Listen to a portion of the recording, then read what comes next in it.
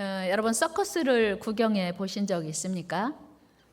그 서커스를 뭐 어디 해외 아니면 뭐 우리가 이제 그 영상을 통해서 보다 보면 빠지지 않는 그 장면이 있어요. 뭐냐면 그 불붙은 서클, 이렇게 불붙은 원을 그 조련사가 들고 있으면 동물이 지나가는 거예요. 여러분, 불이 안 무서운 동물이 있을까요? 대부분의 동물들은 다 불을 무서워합니다. 특별히 몸에 털이 수북이 나 있는 동물들은 불을 본능적으로 무서워해요. 왜 그럴까요? 만약에 그 서클을 지나가다가 잘못해서 털에 그 불이 붙으면 그냥 끝나는 거예요.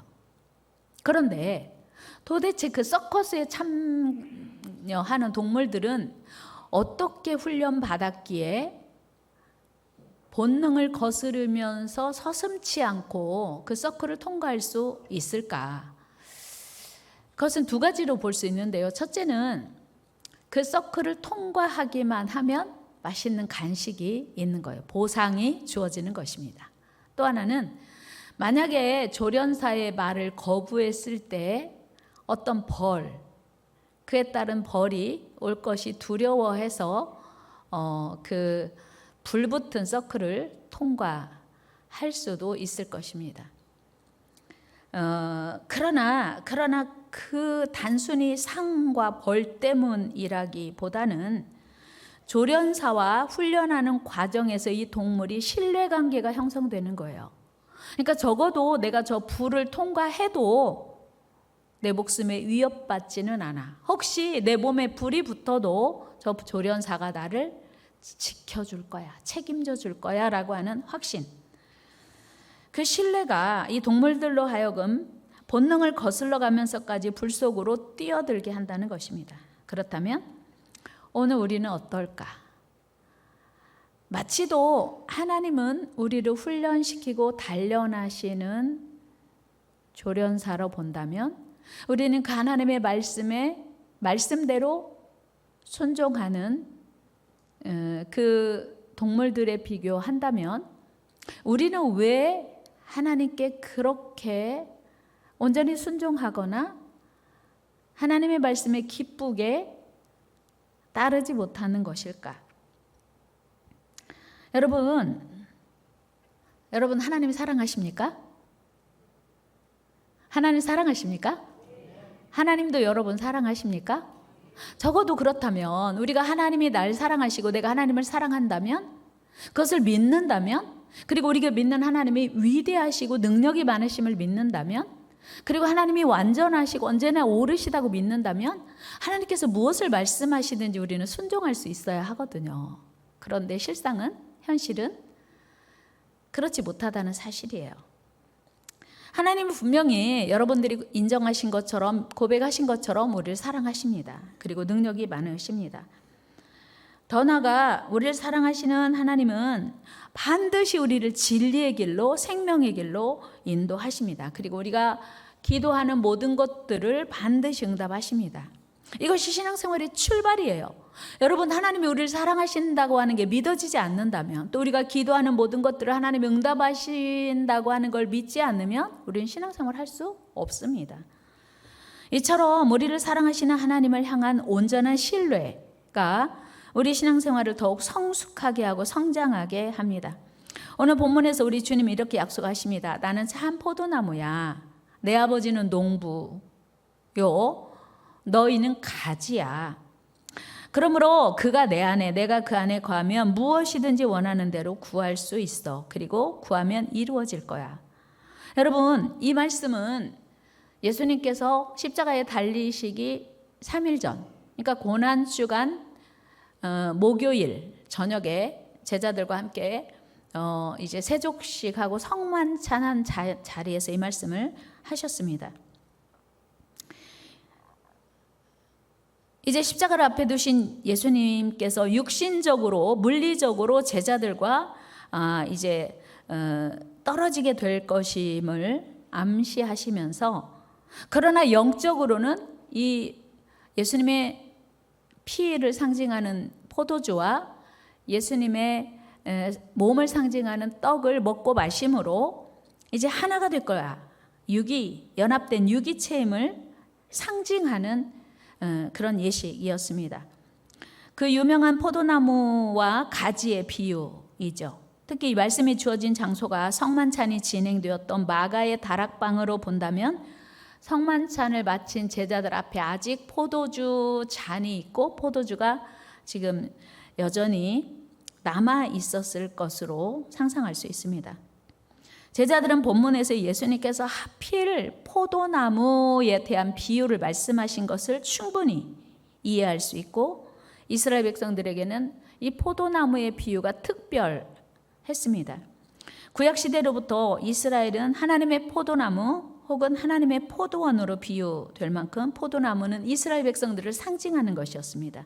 그런데 예수님께서는 바로 자신이 참된 포도나무요 라고 말씀하시므로 가짜 포도나무가 있다는 거죠. 여러분, 우리가 음식점을 지나가다 보면 원조 할머니 집, 그러니까 그냥 할머니 집도 있는데 원조 할머니 집, 이거 무슨 얘기예요? 더 맛있는 집이다, 그런 얘기잖아요. 참기름이라는 말이 기름 중에 기름이라는 의미 아니겠어요? 참기름이 고유명사라고 볼 수 있지만 사실은 대명사로도 볼 수 있어요. 참기름. 이거 진짜야? 가짜야? 그러니까 진짜 참기름 이렇게 말하면 가짜 참기름도 있다는 얘기예요. 근데 예수님이 내가 참 포도나무다라고 말씀하시는 것은 가짜 포도나무도 있다, 그런 얘기가 되겠죠. 하나님께서는 이스라엘 백성들을 가르쳐 열매 없는 포도나무, 형편없는 포도나무, 불완전한 포도나무라고 말씀하신 적이 이미 있습니다. 이사야 5장 2절의 말씀을 보면 같이 읽어요. 땅을 파서 돌을 제하고 극상품 포도나무를 심었도다. 그 중에 망대를 세웠고 또 그 안에 술틀을 팠도다. 좋은 포도 맺기를 바랐더니 들포도를 맺었도다. 아멘. 예, 하나님께서는 극상품 포도나무를 심었는데 열매 맺은 걸 보니까 들포도나무였다. 여러분, 돌배나무도 있지요. 돌감나무도 있어요. 그러니까 맛있는 열매를 맺는 나무도 있고 그렇지 못한 나무도 있다는 거예요. 그런데 예수님이 내가 참 포도나무요 라고 하는 것은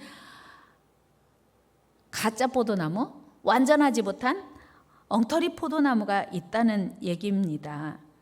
실제로 당시 이스라엘 백성들은 하나님의 기대에 부응하지 못하는 가짜 포도나무였습니다. 그래서 예수님은 참 포도나무가 되셔서 예수님 안에 거하는 자들에게 아름다운 포도 열매를 맺게 하심으로 참 포도나무 가지로 살게 하신다는 거죠. 그 사람은 진짜 성도야. 요즘 그런 얘기 하잖아요. 그 사람은 진짜야. 그럼 무슨 얘기예요? 가짜가 있다는 얘기예요. 말만 집사야, 말만 권사야가 아니라 진짜 그 사람은 참 그리스도인이다, 그런 얘기잖아요. 예수님이 이스라엘 백성들을 향하여 내가 참 포도나무라고 하시는 의미가 사실은 참 포도나무 아닌 채로 그동안 살아왔다는 의미인 것이에요. 그러므로 오늘 우리에게 주시는 예수님의 말씀은 내가 지금까지는 극상품 포도 열매를 맺는 나무로 살지 못했다 할지라도 내가 예수님과 연결되어서 예수님 안의 삶으로 이제는 참 포도나무이신 예수님과 연합함으로 아름다운 열매를 맺는 참 포도나무 가지가 되어야겠다는 것입니다. 그러니까 예수님과 연합하여 예수님과 하나님 하나가 되고 예수님과 함께 살 때만 아름답고 풍성한 열매를 맺는 참 포도나무가 될 수 있다는 거예요. 여러분, 혹시 포도나무 보셨죠? 포도나무를 심는 목적이 무엇일까요? 포도나무는요, 그 줄기나 가지를 보면 아무리 오래된 포도나무도 아름드리 나무가 되는 일이 없어요. 그리고 줄기가 엄청 구불거려서 관상용으로도 쓸 그런 나무가 되지 못합니다. 그런데 포도나무를 심는 이유가 뭘까요? 포도나무를 심는 이유는 당연히 탐스런 포도 열매를 기대하는 것이죠. 오늘 본문 5절에서 주님이 분명히 이렇게 말씀하세요. 나는 포도나무요 너희는 가지니, 다 같이 그가 내 안에 내가 그 안에 거하면 사람이 열매를 많이 맺나니 나를 떠나서는 너희가 아무것도 할 수 없습니다. 아멘. 그러니까 포도나무 가지인 우리는 예수님께 연결된 가지로 열매를 많이 맺어야 된다는 거예요. 그러니까 예수님을 떠나서는 아무것도 할 수 없다. 아름다운 열매를 맺을 수 없다는 거죠. 그래서 우리가 포도나무이신 예수님께 잘 연결되어야 풍성한 열매를 맺는 포도나무 가지가 된다는 말씀이에요. 반드시 주 안에 거한다. 이것이 전제 조건이에요. 그러니까 풍성한 열매를 맺기 위한 전제 조건은 포도나무와 연결되어야 한다. 그렇다면 주님과 연결되었다는 뜻이 무엇일까요? 본문에 보면 주님 안에 거한다 라는 말이 요한복음 15장에서 10번 나와요. 제가 잠깐 읽어드리면 4절에도 이렇게 말씀하고 있어요. 내 안에 거하라 나도 너희 안에 거하리라. 5절에서 나는 포도나무요 너희는 가지라. 그가 내 안에 내가 그 안에 거하면. 6절에서도 사람이 내 안에 거하지 아니하면. 7절에서도 너희가 내 안에 거하고. 계속 주님 안에 거하라고 말씀하시는 거예요. 무슨 거한다는 게 무슨 뜻일까요? 영적 사귐이에요. 네가 내 안에 내가. 여러분 부부가 결혼을 했어요. 그런데 서로 교제가 없고 사귐이 없다면 부부라고 말할 수 없습니다. 그러니까 진정한 부부란 서로 사귐이 있고 교제가 있는 것이에요. 전인격적으로. 그러니까 육체적으로 뿐만 아니라 영적으로 정서적으로 전인격적으로 친밀한 교제가 있어야 그게 부부인 거예요. 마찬가지로 하나님과 우리 사이도 친밀한 영적 교제가 이루어져야 하나님 안에 거하는 것이 된다고 하는 거죠. 오늘 이 시간 우리가 기억해야 할 것은 내가 지금 주님 안에 거하는가? 여러분 친밀한 부부는요 늘 같이 뭔가를 이야기하는 거예요. 뭔가를 나누는 거예요. 만약에 부부라고 하면서 소가 닭 보듯이 밥 먹자, 자자, 뭐 이런 얘기만 하는데 그건 부부 아닌 거죠. 끊임없이 뭔가를 소통하고 나누는 거죠. 우리가 주님 안에 거한다는 것은 바로 그런 교제가 끊임없이 있는 거예요. 자, 부부가 결혼을 했으면요 서로가 신뢰가 바탕이 돼야 돼요. 언제 이 사람이 나를 죽이고 도망갈지 모른다. 요즘 그런 부부도 있잖아요. 그러면 잠을 맘대로 잘 수 있겠어요? 내가 잠자는 사이에 내 폐물을 다 가지고 도망갈지도 모른다. 그러면 잠을 잘 수 있겠어요? 그럼 부부가 아니에요. 여러분 부부간은요 정말 친밀한 부부는 신뢰가 기본적으로 전제되어야 합니다. 마찬가지로 우리가 하나님 안에 거한다고 하면 하나님이 날 사랑하시는 것이 믿어져야 돼요. 그러니까 하나님과 우리 사이도 철저한 신뢰가 전제되어야 합니다. 마치도 태아가 어머니 자궁 속에서 염려하고 걱정하지 않아요. 우리 엄마가 나를 언제 그 탯줄을 잘라버리고 나를 버리면 어떡하지? 태아는 절대 걱정하지 않습니다. 그런 일도 없고요. 불가능한 일입니다.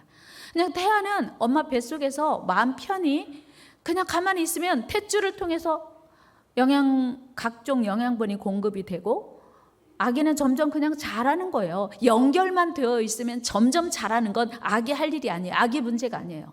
같이 해요. 연결만 되어 있으면 저절로 자란다. 그렇습니다. 우리도 하나님과 연결이 그렇게 중요한 거예요. 내가 하나님을 사랑한다고 말하면서 하나님과 연결되지 않으면 그거는 우리 신앙생활이 정상적으로 유지될 수 없는 거죠. 그러니까 오늘 우리 주님이 우리에게 말씀하신 주 안에 거하는 삶, 아버지 안에 거하는 삶은 바로 이런 거예요. 우리가 주 안에 온전히 거함으로써만 하나님을 신뢰하고 하나님과 온전한 신뢰관계가 형성이 되어야만 마치 조련사와 동물처럼 눈빛만 보아도 알게 되는 거예요. 그리고 그 어떤 위험한 상황에 처하게 된다 해도 두려워하지 않고 하나님을 신뢰하니 하나님이 인도해 주실 거라고 하는 그 확신 때문에 어떤 말씀을 하시든지 순종할 수 있습니다. 여러분 하나님의 말씀에 기쁘게 순종하십니까? 그게 안 된다면 내가 하나님을 정말 신뢰하고 있는가를 점검해 봐야 돼요. 내가 하나님 말씀에 기쁘게 순종할 수 없다면 나는 하나님을 과연 신뢰하고 있는가? 여러분 신뢰란 믿고 의지하는 것입니다. 영어로는 trust, believe in. 여러분, 지금 여러분이 하나님 안에 거하고 있습니까? 하나님을 신뢰하십니까? 같은 말이에요. 내가 하나님 안에 거하고 있나? 하나님을 신뢰하고 있나? 하나님이 날 사랑하심이 믿어지나? 이게 우리 신앙생활의 바로미터예요. 여러분, 하나님을 신뢰하시기를 축복합니다. 사람이 사람을 믿어도 든든한 일이에요. 어두운 밤길을 갈 때 지금은 그 가로등도 좋고 요즘은 그 태양광으로 불빛 하나 밝히는 건 어렵지 않더라고요. 아주 작은 그 지별판만 있으면 그 등 하나를 밝히는 데는 어렵지 않아요. 제가 요즘은 날씨가 더워서 밤에 청소년 수련원을 가봤는데 와, 쾌적하고 진짜 좋아요. 그리고 양쪽에 그 불빛이 환하게 있어서 무서울 줄 알았거든요. 안 무서워요. 그리고 밤에 운동하는 분들이 의외로 많더라고요. 그러니까 우리가 밤에 운동장에 운동하러 나가지 못하는 이유는 두려워서예요. 무서워서예요. 그런데 나가보니까 나같이 밤에 운동하는 사람 많네. 그리고 밤에 불이 밝구나. 이거를 확신하면요, 밤에 운동하러 가는 게 두렵지 않습니다. 옛날에 그런 말이 있잖아요. 혼자 밤길을 가면 무서운데 어린아이 하나만 등에 업어도 어떻다고요? 든든해요. 사실 그렇다면 하나님께서 나와 함께 하시는 삶이란 과연 어떨까요? 여러분, 우리 삶이 왜 그렇게 두렵고 무섭고 불안하십니까? 하나님을 신뢰하지 않는다는 증거 아니겠습니까? 어린아이 하나만 내 등에 엎여 있어도 내가 가는 길이 두렵고 무섭지 않은데, 덜 무서운데 살아계신 하나님이, 위대하신 하나님이 우리와 함께 하신다면 얼마나 삶이 든든하고 믿었겠습니까? 그런데 삶이 너무 두렵고 무섭고 미래가 불안하다면 하나님을 신뢰하지 않는 거예요. 하나님과 동행하지 않는 것입니다. 그러니까 나는 믿음이 있어, 나 하나님 믿어, 하나님 사랑해, 하나님이 내 안에 계시고 내가 하나님 안에 있어라고 말은 하는데 내 안에 두려움과 그 떨림이, 그 흔들림이 계속된다면 하나님을 향한 신뢰를 우리는 점검해 보아야 합니다. 여러분, 우리 임춘원 집사님 아들 오니까 든든하죠. 대견스럽죠. 그래요. 아들이 나보다 인생을 덜 살아서 나이도 어리고 경험도 적고 또 능력도 적을 수 있어요. 어떤 면에서. 그런데 그 아들만 옆에 있어도 든든한데 하물며 살아계신 하나님이 나와 함께 하신다고 생각하면 얼마나 든든하겠어요. 신앙생활은 우리를 사랑하시는 하나님을 전적으로 믿고 의지하는 일입니다. 하나님을 믿고 의지하는 자는 또한 내 문제를 온전히 하나님께 맡길 수 있어요. 내가 아들을 사랑하고 남편을 사랑하지만, 또 아내를 사랑하지만, 여러분, 남편이, 아내가 내 문제를 다 해결해 줄 수 없어요. 아들이 든든하지만 아들이 내 문제 다 해결해 줄 수 없습니다. 그런데 하나님은요, 우리를 낳으셨고 지으셨고 생사화복을 주장하시고 지금도 인도하세요. 그분이 나와 함께 하신다고 하는 게 믿어지기만 하면 우리 삶은 훨씬 더 담대할 수 있어요. 당당할 수 있어요. 두렵지 않을 수 있습니다. 그리고 하나님께 내 삶의 모든 문제를 맡길 수 있습니다.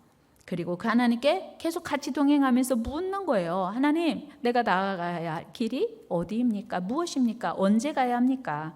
그렇게 그 모든 문제들을 하나님께 여쭙고, 그리고 하나님께서 말씀하시는 대로 순종하며 가면 되는 거예요. 다윗은요, 늘 자신의 거취를 하나님께 물었고 하나님이 말씀하시는 대로, 인도하시는 대로 믿고 순종했습니다. 우리 사무엘상 23장 4절 5절 말씀 읽어요. 시작. 다윗이 여호와께 다시 묻자온대 여호와께서 대답하여 이르시되 내가 블레셋 사람들을 네 손에 넘기리라 하신지라. 다윗과 그의 사람들이 그일라로 가서 블레셋 사람들과 싸워 그들을 크게 쳐서 죽이고 그들의 가축을 끌어오니라. 다윗이 이와 같이 그일라 주민을 구원하니라. 블레셋에 포로로 잡힌 그들을 가서 구원해야 됩니까? 아니면 그들이 더 강해서 멈춰야 됩니까를 다윗이 물었어요. 하나님이 가래요. 하나님 말씀하신 대로 갔더니 진짜 그일라 거민들을 구원하고 뺏겼던 가축들을 다 찾아올 수 있게 되었던 거예요. 그러니까 다윗은 자기가 행동하기 전에 항상 하나님께 물었고 말씀하신 대로, 응답하신 대로 행동한 거예요. 이것이 아버지 안에 거하는 자의 삶의 모습이에요. 여러분은 언제 하나님께 질문하십니까? 그리고 하나님께서 말씀하신 대로 어떻게 순종해 오셨습니까? 여러분, 하나님께 늘 묻고 순종하는 것이 신앙생활의 바른 삶을 사는 방법이에요. 여호수아가 이스라엘 백성들을 이끌고 가나안을 정복할 때 하나님께서 말씀하셨어요. 야, 하루에 한 바퀴씩만 돌아. 6일 동안 그렇게 하고 7째 날은 7번 돌면 돼. 여호수아는요, 토 달지 않았어요. 그렇게 순종했어요. 우리 여호수아 6장 2절 3절 읽어요. 시작. 여호와께서 여호수아에게 이르시되 보라 내가 여리고와 그 왕과 용사들을 네 손에 넘겨주었으니 너희 모든 군사는 그 성을 둘러 성 주위를 매일 한 번씩 돌되 엿새 동안 그리하라. 아멘. 지금 이스라엘 백성들이 그 여리고를 선두로 해서 여호수아를 선두로 해서 여리고 성을 함락시켜야 돼요. 정복해야 돼요. 전쟁해야 돼요. 그 안에 원주민들이 살고 있어요. 그런데 한 바퀴씩 성을 돌으래요. 우리 안에 이런 생각 들지 않아요? 하나님, 한 바퀴씩 돈다고 문제가 해결돼요? 그런데 여호수아는 하나님이 하라는 대로 했어요. 잔말 말고, 불평 말고, 따지지도 않고. 그 대신 하나님이 이스라엘 백성들에게 말금식을 시켰어요. 조용히 해. 딴 말 하지 마. 그런데 지금 그 여리고성의 상태는 어떠냐면요. 개미 한 마리도 들어갈 수 없는, 나갈 수 없는 철통 수비하고 있는 거예요. 여호수아 6장 1절 말씀 한번 읽어요. 시작.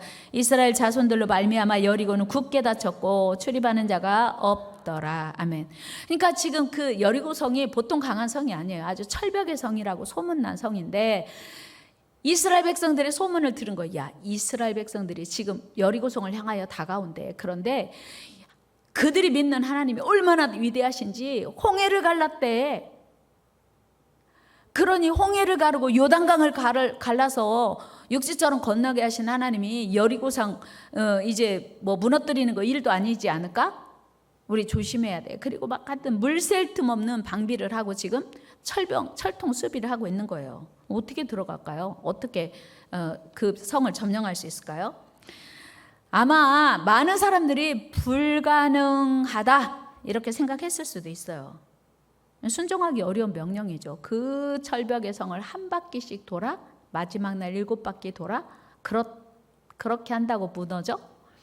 이건 불가능한 일일 거야 라고 생각할 수 있는데 여호수아는 그리고 이스라엘 백성들은 그대로 순종했어요. 우리 6장 11절 말씀 한번 같이 읽어봐요. 시작. 여호와의 궤가 그 성을 한 번 돌게 하고 그들이 진영으로 돌아와서 진영에서 자니라. 아멘.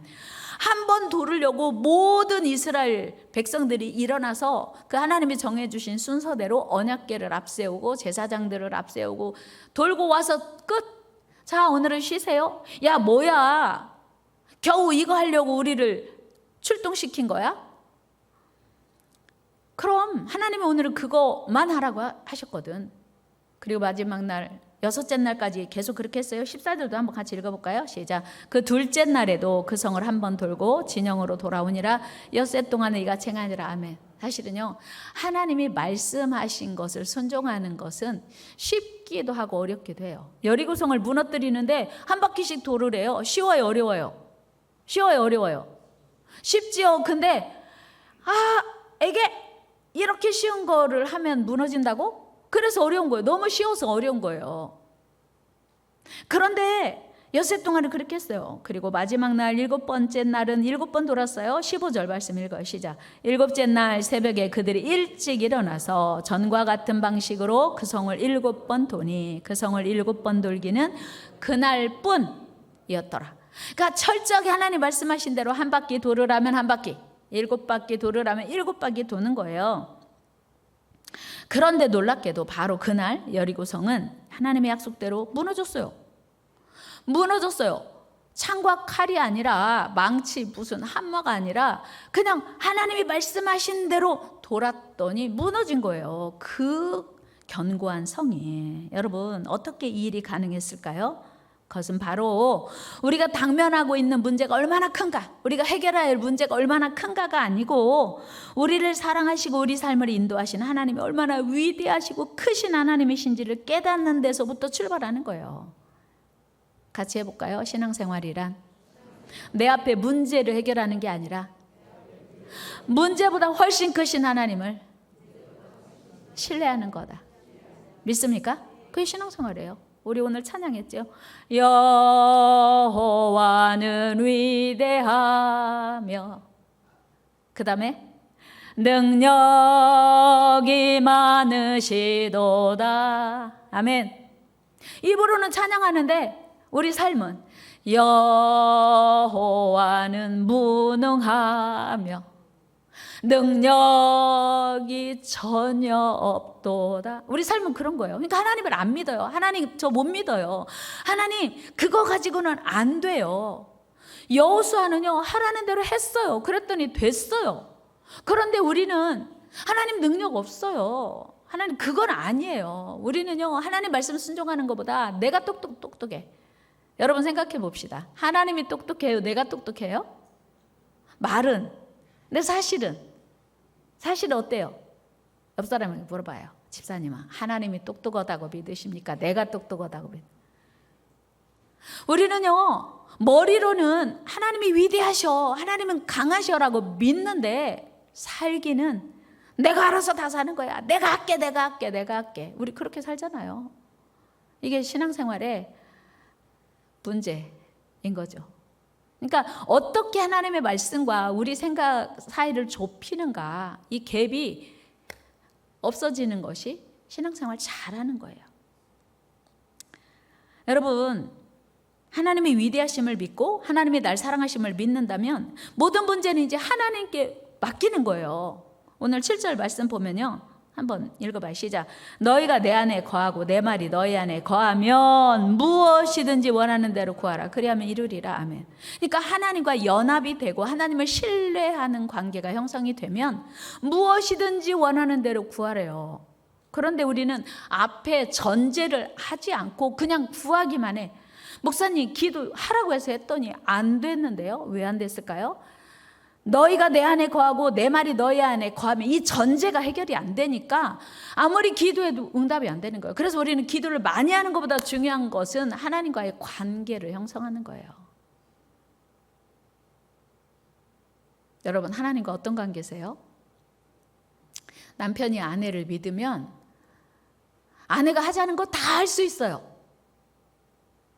아내가 남편을 믿으면 남편이 하자는 거 다 할 수 있어요. 당신이 하는 건 항상 오라. 당신 말이 맞아. 그러면 어디를 가자고 하든지 뭘 하자고 하든지 좋아요. 그렇게 합시다. 그런데 남편이 하는 게 어줍지 않고 못 믿어. 그럼 남편 하는 것마다 토달고 남편이 하는 것마다 못마땅해. 아내도 마찬가지죠. 어때요, 여러분? 가정생활이 행복하려면요, 남편을 그냥 믿는 거예요. 말이 안 되는 것 같은데 그냥 믿어주는 거예요. 신앙생활도 마찬가지예요. 신앙생활이 행복하려면 하나님이 뭘 원하든지 그대로 믿는 거예요. 근데 우리는 절대로 안 믿어. 뭐만 믿냐면 예수 믿고 천국 가는 거, 예수 믿고 구원받은 거, 죄 용서받는 거, 이것만 믿어. 이건 다 믿는 것 같아요. 믿으시죠? 여러분, 오늘이라도 주님이 우리를 부르실 수 있어요. 그러면 천국 가실 수 있나요? 구원 얻을 수 있나요? 감사합니다. 그건 믿는데 그 이상은 안 믿어. 믿을 수가 없어. 어떻게 하나님이 내 삶을 책임져 주셔. 내가 알아서 해야지. 이게 우리 안에 강해요. 그래서 우리 믿음이 성장하지 않고 맨날 흔들리는 거예요. 우리 믿음이. 그리고는 탓은 누구한테 하냐면 하나님한테. 내가 기도 많이 했는데 왜 응답 안 됩니까? 언제 하나님이 기도 많이 하면 응답해 주신다고 했어요? 너희가 내 안에 거하고 내 말이 너희 안에 거하면. 그러니까 하나님과 온전히 신뢰관계가 될 때 무엇이 있는지 원하면 구하면 주신대요. 이 약속이요. 이 전제가 내 안에 지금 형성되어 있는지를 점검하자는 거예요. 이 말은 달리 말하면 내가 하나님을 신뢰하는가? 전적인 신뢰. 여러분, 우리가 하나님 안에 거하기만 하면, 하나님과의 신뢰관계가 형성되기만 하면 우리 안에 두려움과 염려는 없어져요. 그런데 우리가 하나님을 믿는다고 하면서도 두려움과 염려와 걱정이 많다면, 불안함이 많다면 하나님 아직 신뢰하지 않는 거예요. 근데 사탄이는요, 하나님과 우리와의 연합을 시도해요. 방해해요. 그러니까 끊임없이 이제 그 사이에서 하나님과 우리를 사이를 멀어지게 하려고 하거든요. 근데 우리는 모르고 속아요. 여러분, 하나님을 더 신뢰하기를 축복합니다. 하나님과 연합되기를 축복합니다. 내가 하나님 안에, 하나님이 내 안에 있는 것을 날마다 확인해야 돼요. 이게 나도 모르는 사이. 여러분, 부부라고 해서 날마다 신뢰관계가 형성되는 게 아니에요. 누가 있잖아, 당신 남편이 어떤 여자랑 같이 차 마시던데, 밥 먹던데. 그러면 나도 모르게요, 아니야, 그럴 리가 없어 라고 하기보다는 진짜? 그러면서 점점 남편에 대한 신뢰가 깨지는 거예요. 마찬가지로 우리 신앙생활도 하나님과 우리 사이를 흔드는 여우가 있단 말이에요. 그거를 놓치지 않기 위해서 우리는 부흥성회 합니다. 그걸 놓치지 않기 위해서 우리가 하나님 말씀 듣고 우리가 신앙생활을 하는 거예요. 그래서 기도를 많이 하는 것보다 중요한 건 하나님과 우리 사이가 멀어지지 않도록 계속해서 그 관계를 확인하는 게 필요해요. 하나님과 하나 되기를 축복합니다. 하나님께 순종하는 것이 기쁨이 되기를 축복합니다. 여러분, 남편 의심하면서 사는 게 기쁠까요? 행복할까요? 하나님 의심하면서 사는 게, 하나님 의심하면서 하나님은 날 사랑하지 않아, 하나님은 내 기도 응답하시지 않아, 하나님은 나의 미래를 책임지시지 않아 라고 의심하면서 신앙생활을 하는 것이 기뻐요? 행복해요? 절대로 결코 행복하지 않아요. 여러분, 하나님이 신뢰하는 은혜가 있기를 축복합니다. 그러기 위해서 우리가 하나님 안에 들어가야 돼요. 하나님이 내 안에 계셔야 돼요. 그럴 때 하나님께서 나의 삶을 위하여 지금도 일하고 계시는 게 믿어지는 거예요. 이런 하나님과 신뢰관계가 형성되기만 하면 주님이 무엇을 구하든지 다 이루어 주신다고 약속하셨어요. 여러분, 기도는 하나님의 자녀된 성도의 특권이고 최고의 믿음의 행위예요. 우리가 기도하면 최고의 능력자신 하나님께서 책임지신다고 약속하셨거든요. 얼마나 기뻐요. 얼마나 위로가 되고 감사가 우리 안에 있습니까? 무엇이든지 원하는 대로 다 이루어 주신다고 하시니 얼마나 감사해요. 여러분 안에 이 은혜가 있기를 축복합니다. 그래서 하나님과 관계를 다시 정립하는 게 매 순간 우리에겐 필요해요. 오늘 나는 하나님 안에 거하고 있는가 다시 확인해야 됩니다. 여러분, 믿음은 신뢰예요. 하나님을 신뢰하는 자는 기도할 수 있습니다. 왜요? 기도하면 무엇이든지 응답해 주신다고 하셨으니. 여러분, 성경에서 기도를 가장 많이 하신 분이 누구게요? 예수님이에요. 예수님은요, 하루를 시작하기 전에 새벽 미명에 기도하셨어요. 예수님은 하루 마침을 기도를 하셨어요. 매일 감람산에 가셔서 하루 저녁을 습관적으로 기도로 마무리하셨습니다. 예수님은 사역을 앞두고도 늘 기도하셨어요. 죽은 나사로를 살려야 되는데 무덤 앞에 가서 먼저 기도하셨어요. 그리고 죽은 나사로를 살리셨거든요. 그랬더니 죽은 나사로가 살아난 거예요. 또 하나님 감사합니다. 또 기도하셨어요. 예수님의 삶은요, 기도의 연속이었어요. 제자들에게 그 귀신 들린 아들을 데리고 온 아버지가 우리 아이를 좀 살려주세요. 제자들이 아무리 애를 써도 안 나서요. 근데 예수님 오셔서 바로 낫게 됐거든요. 제자들이 물어봤어요. 예수님, 우리는 열심히 했는데 안 나았거든요. 근데 예수님 왜 금방 나아요? 그랬더니 이렇게 말씀하세요. 기도 외에는. 한번 해볼까요? 기도 외에는 이런 유가 나을 수 없느니라. 여러분, 오늘 우리가 하나님과 신뢰관계를 회복해야 할 이유입니다. 바울은 복음 전파하다가 옥에 갇혔어요.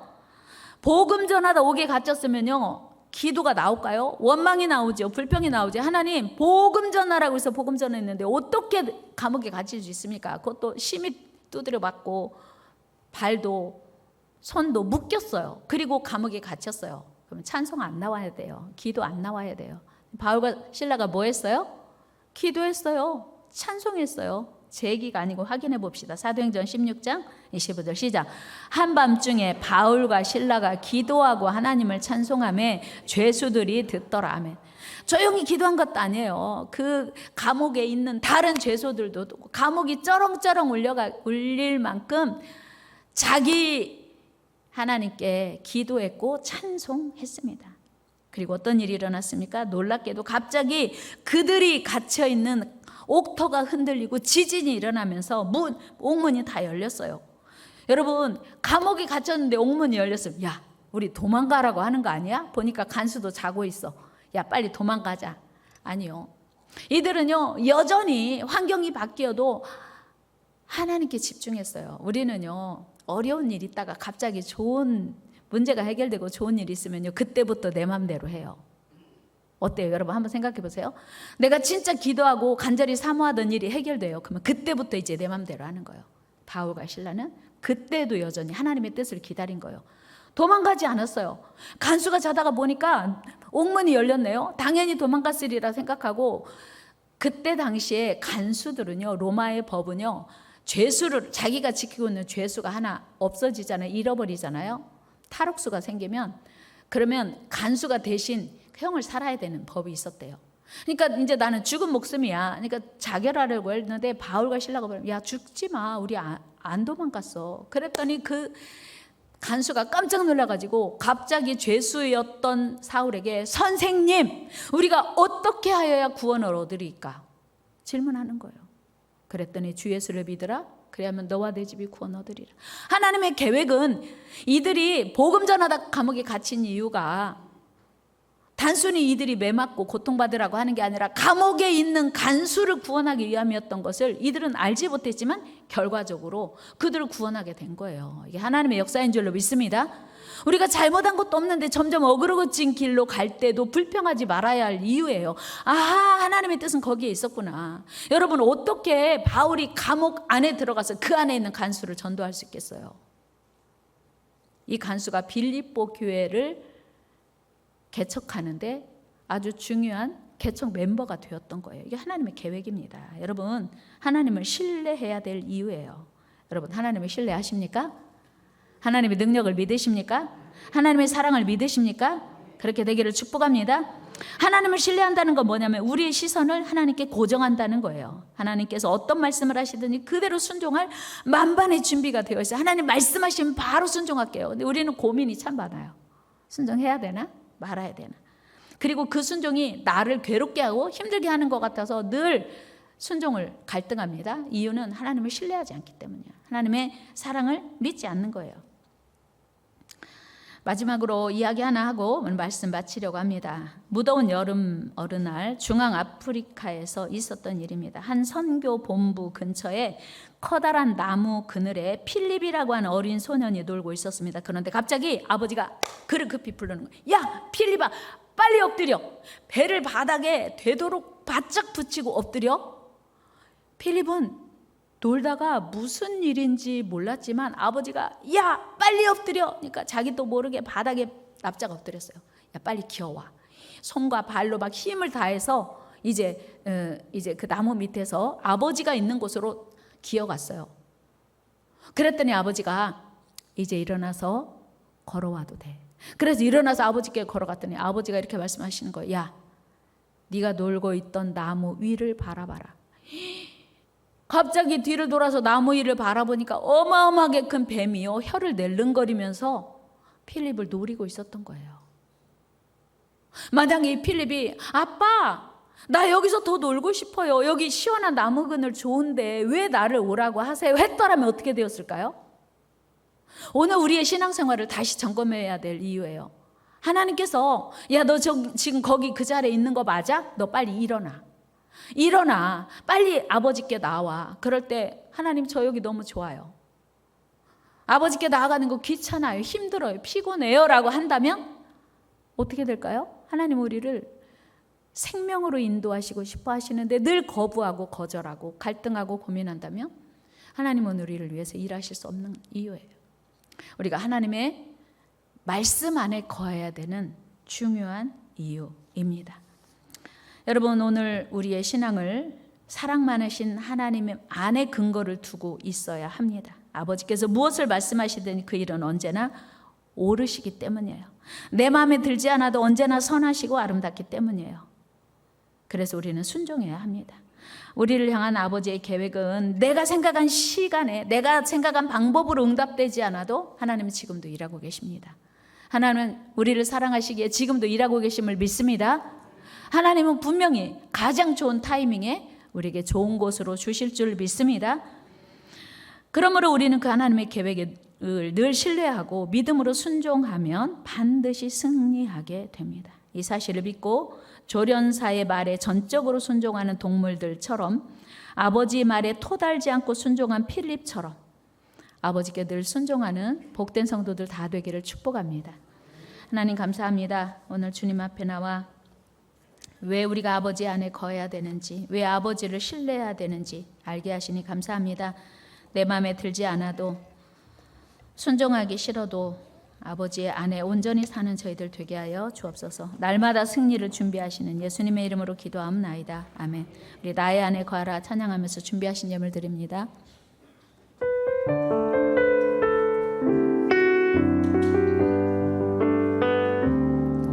나의 안에 거하라. 나는 내 하나님이니 모든 환난 가운데 너를 지키는 자라.